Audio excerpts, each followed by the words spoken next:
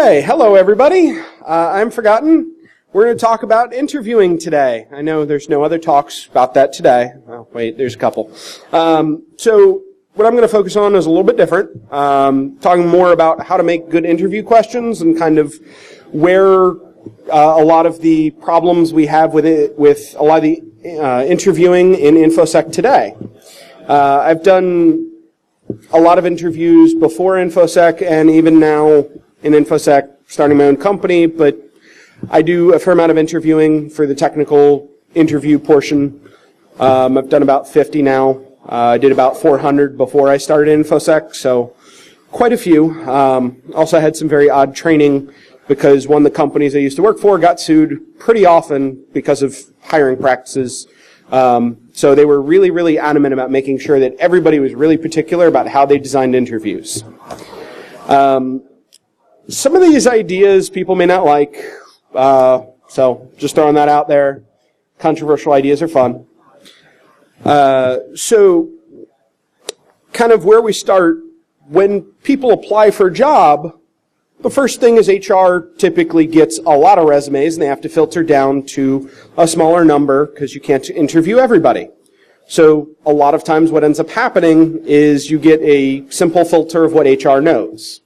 This is not always the best solution, but it's what the typical solution is today, is look for resumes and certifications. This is kind of where, especially in this area, given DoD 8570 and the requirements behind that of very specific certifications, there's a strong tinge towards that style of filtering, but it's not always the best way.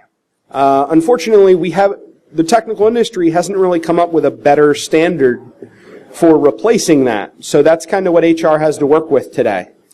This is why a lot of times I tend to recommend to people going to events like this and talking to people about a job, because your resume going to someone technical and your discussion will take you miles further than submitting your resume online through the form that puts you into the mass pile, especially if you don't have a lot of degrees and certifications.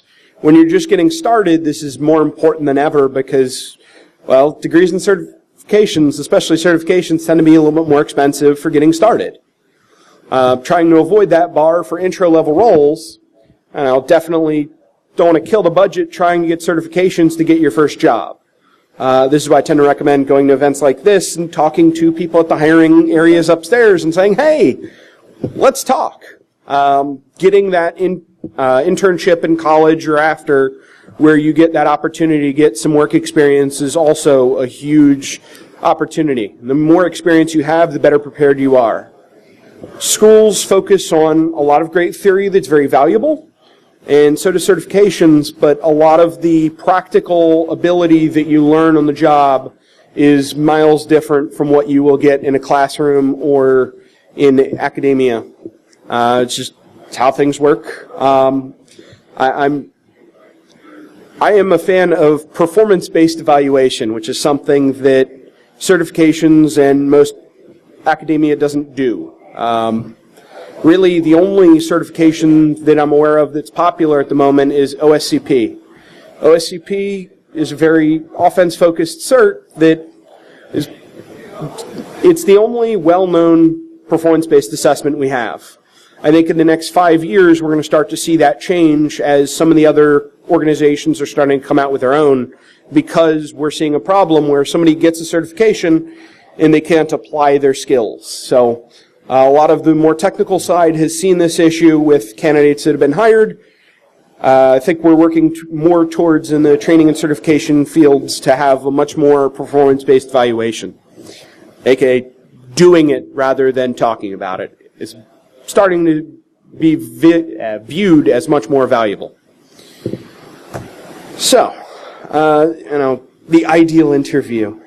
So personality fit in any team is obviously a huge component. If you can't work well with the other people in the team, that doesn't really work out. As much as for the interviewer to ask the interviewee, the other way around is also monstrously important.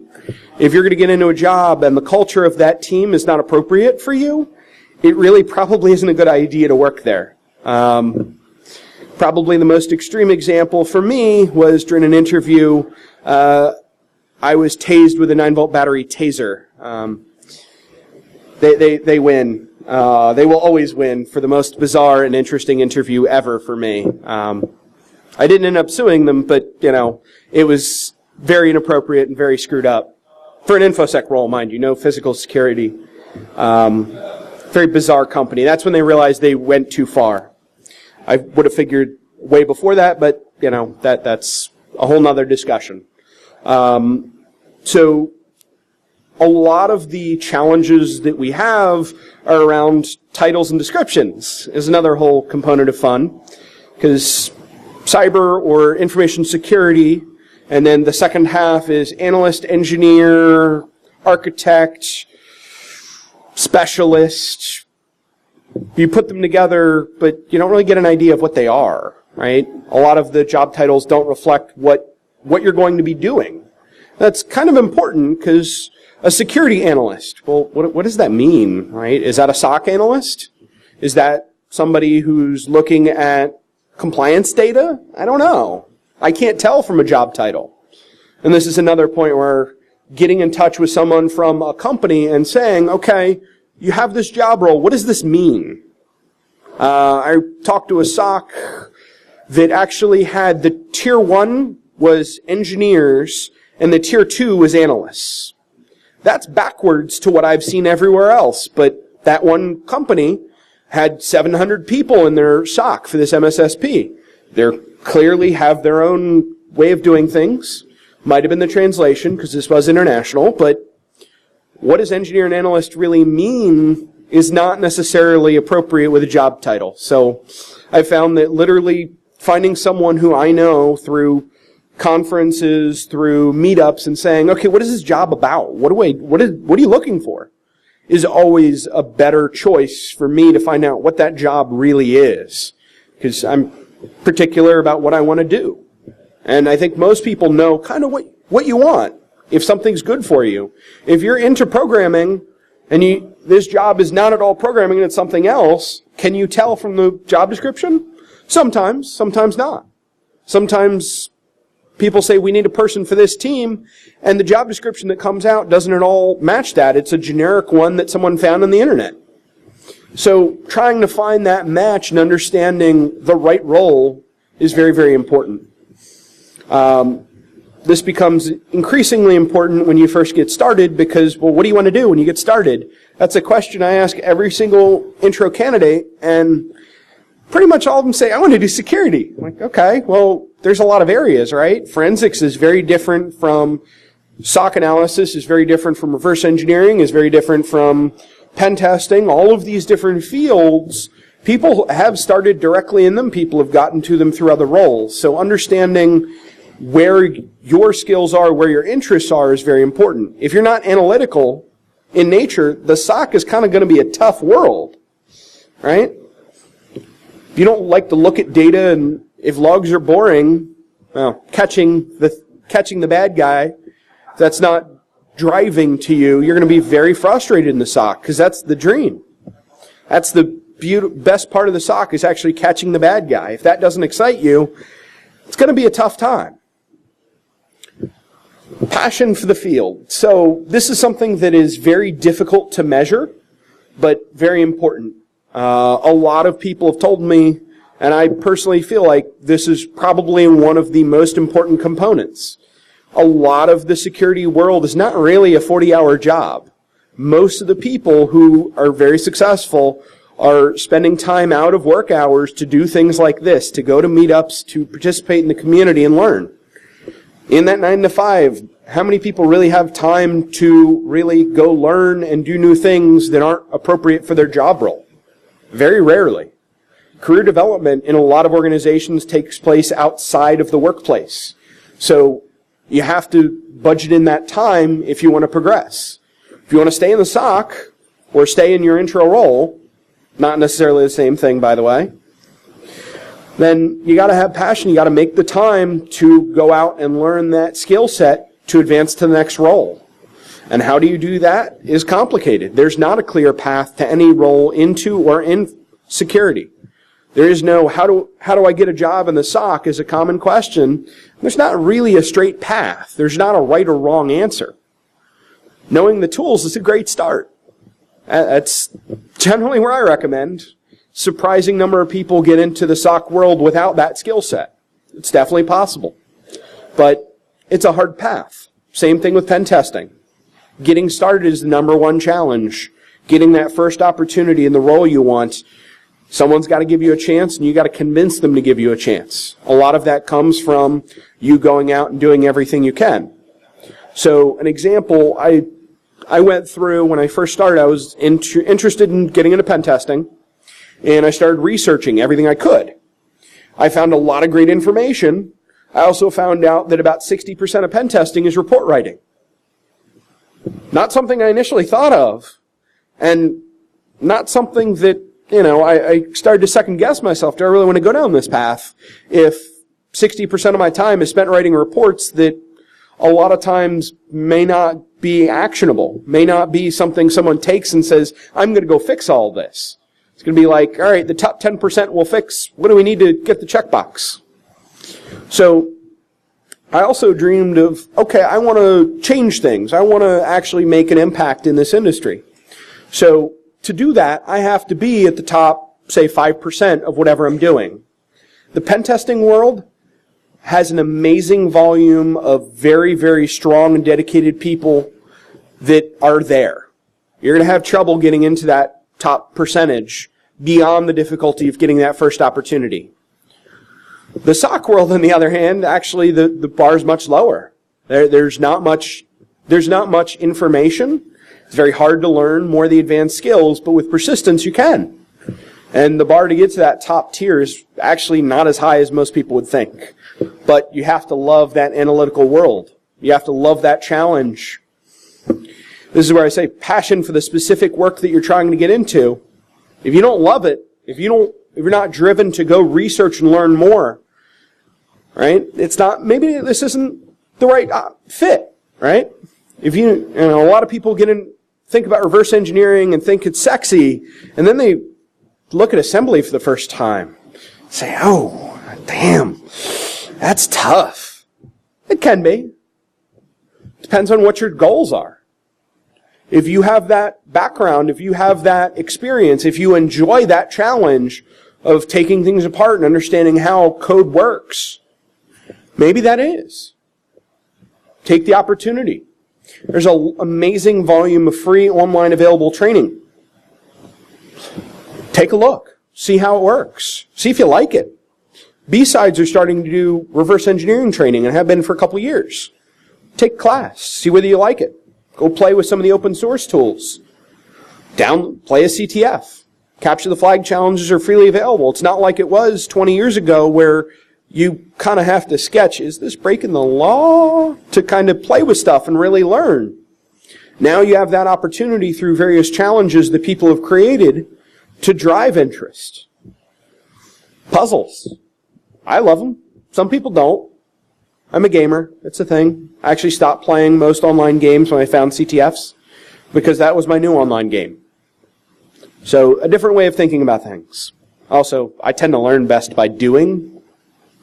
Here's just a theme. I've noticed a lot of people in this industry the theory is helpful, but when I actually go do it, I feel like I know it way better. And challenges give us that opportunity. And also, a lot of companies are starting to recognize that that's a good measure of performance. CTFs, hey, if you do well, maybe you get a job. I don't know, it happens. Remember 5 years ago, Raytheon did something in one of their facilities. It's the first time I had ever seen, literally, hey, if you do good, we might hire you if you're clearable. That was probably the first one. It was about 6 years ago. This is starting to catch on and become a lot more popular today. So, some common questions. What runs on port XYZ? For example, what runs on port 993 was an interview question I got. Does anyone know offhand? Any email admins in the room? There you go. We got one person somewhere. Couldn't tell exactly where that came from, but how many jobs is that knowledge being on hand applicable to? If you're an email admin, fair. If you're a SOC analyst, maybe. But I can Google that in 2 seconds. Is that really a valuable measure of a candidate's appropriateness for any particular job? Not really. What port does ping run on? This one's a fun one. This is when you can tell they're messing with you. Port doesn't run, or ping doesn't run on a port most of the time. There's one edge case where it does, but that's not the point. Understanding protocols, yes, okay, but is there a job where knowing that has a lot of value? Networking, but really not necessarily in security. It's kind of a gotcha question. Describe what happens when you type www.google.com. This is probably the most appropriate one that I've heard of that I hate for the SOC. Someone wrote a 40-page response on GitHub. From every keystroke, what happens? I joked with one of my former coworkers that she should add the neuroscience piece, because while you're being ridiculous, why not just take it all the way to the next level? The point being understanding DNS and how web requests work, that actually has value to certain jobs, but it's used in jobs where it has no value. And then, if you encrypt and compress a file, which do you do first and why? A very interesting question. If you know about encryption and compression, it's very good to prove your knowledge and understanding of it, except if you've Googled it because you've been asked it before and it irritated you because it's a stupid question. Is it appropriate for most of the roles that you're interviewing for? Unless you're building tools where you're doing both, probably not. That's a pretty edge case. So, not really. These common questions, most of them aren't really appropriate to what you're going to be doing. In any interview, why are we not sticking someone on a keyboard? Here's a challenge. Play with it. Sometimes this can backfire. There was a example on Twitter where an intern was given a problem and they ended up asking on Twitter for help, which is really funny because they tagged the company that actually gave them the challenge in the request to, it was a reversing challenge. They asked Malware Unicorn, hey, can you help me solve this? The company's like, don't worry about it. You're no longer in the running because this is not an appropriate thing.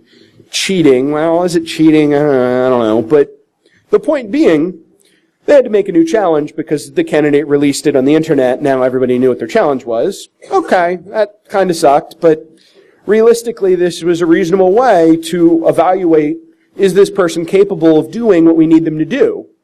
There's an ethical question of, you can't give them real work. You can't ask them to do something that you actually will go market, but a similar case, for example, a mock case that you've made for training, certainly would be appropriate to have a candidate do to prove their knowledge and skill. This is something that we're not really seeing much of yet, but I'm hoping in the next few years we start to see more performance-based evaluation in interviewing, because the idea of asking a question to determine your knowledge isn't really evaluating, can you do this job? Can you be successful in this role? And that's really what we're trying to do, but questions kind of fall short in a lot of cases on actual testing of ability. Some concerns, that the 9-volt battery taser certainly was a challenge and inappropriate. So when I first went through that lovely interview training years and years ago, they talked about these protected classes where federally they've said you can't discriminate based on these things. Age, age was funny because they could discriminate if you're too young but not too old. Interesting note on that one. Kind of odd, but whatever. So now they've increased the number of protected classes. At the time there were 7. I think there's 14 on that list. The company I worked for at the time had 127, including favorite football team. They were a little extreme. Can't discriminate hiring based on football team. If that's a question, there's a question, why are you interviewing? But so a lot of what I've found valuable, given you can't necessarily create a challenge for every job role if it's a one-off where you're hiring one person for a role versus SOC analyst, you may have 10 people for that role. One-offs are a little harder. So I created scenarios that were realistic from work. This was especially valuable for new candidates who may not have background. Here's a scenario of 20 things that are broken. What would you do? Where's your knowledge? So an example of this, the CEO emails to your boss a computer with no antivirus, wants you to go fix it. You show up, you find it's the computer that facilities installed without telling IT. It's on the network, not the domain. All the boilers, air handlers, and chillers for the distribution centers that are actively in operation are plugged into this thing and controlled by it. Facilities uses it on a daily basis to monitor and control those assets. And it's just chilling in the corporate network. It can access the internet. It's not password protected because they need to constantly be able to monitor the boilers and chillers and air handlers and all that fun stuff. It's in the middle of the warehouse in an unlocked room because the facilities manager goes in and out. It's got no authentication. It's in Windows Vista, not approved by anybody. It's just something. The software CD is from 1989. Like, what do you do? Oh yeah, I forgot to mention the hard-coded credential for the backup script that's sitting on the desktop in PowerShell using SA, which is MS SQL's master, basically, root for the database. Full control of all the things.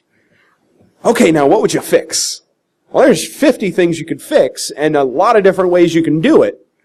Is there a right answer? Not necessarily, but what you do to respond to that tells me what your background is, where your skills lie. I made about 10 scenarios like that. There's no right answer, but going through those and saying, what is your experience? What is your knowledge? Where does your head tell you I should look into that first? It's a good spot. Also tells me a little bit about maturity. If your answer is rip it out, that's probably not going to work because in the real world, that's going to happen.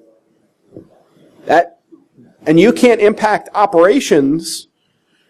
They have to be able to manage those boilers and chillers. Shut them down if needed. What if there's an emergency? Plan that changeover where you're adding a new machine or whatever. What does the vendor say?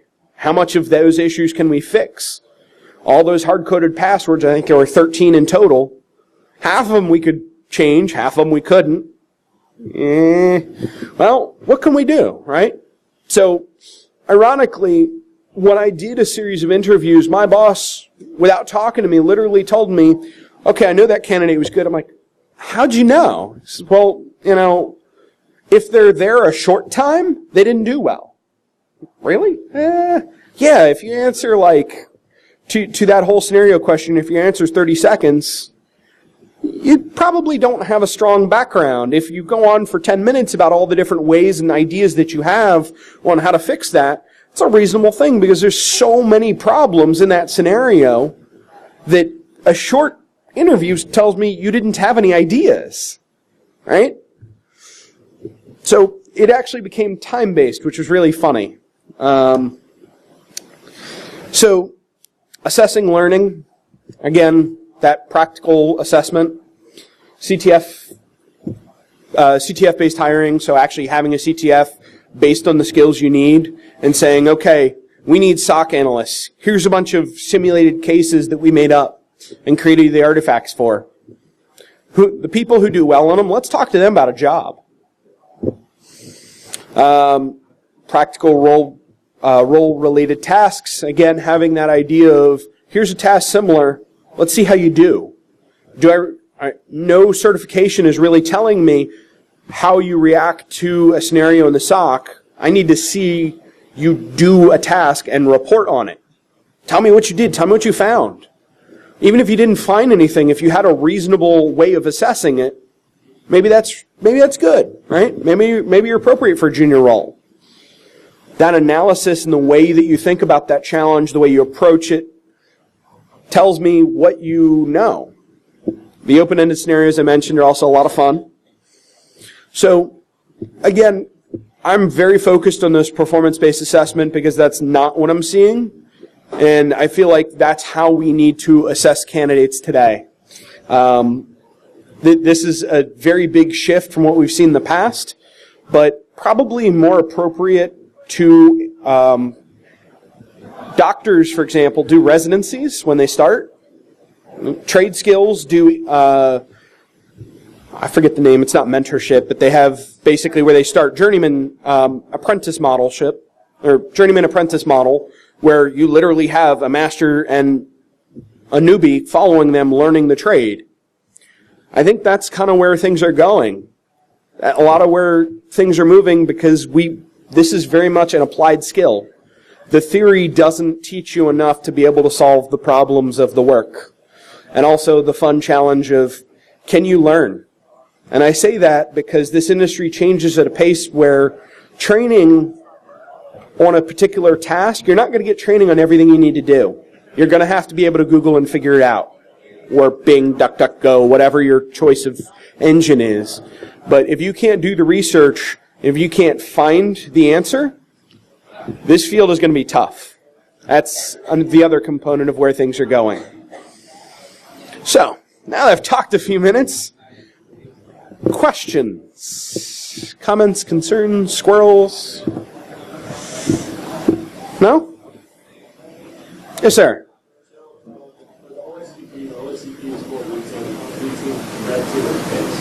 Do you think in the future there will get that together so just to get that card to get IR? It's actually like interactive. So compared to OSCP as Red Team, an IR-based performance assessment certification, I think that's the way things are going to go. I really hope someone makes it. If not, I'm afraid I might have to poke my head into that space. Not really where I want to go, but it might end up happening. Probably more in the SOC space for what I'm doing right now. But I think that's kind of where things are moving. So I think I'm running out of time. If you have more questions, I'm happy to talk more. Come visit me upstairs in the hallway. Happy to talk to anybody. Thank you.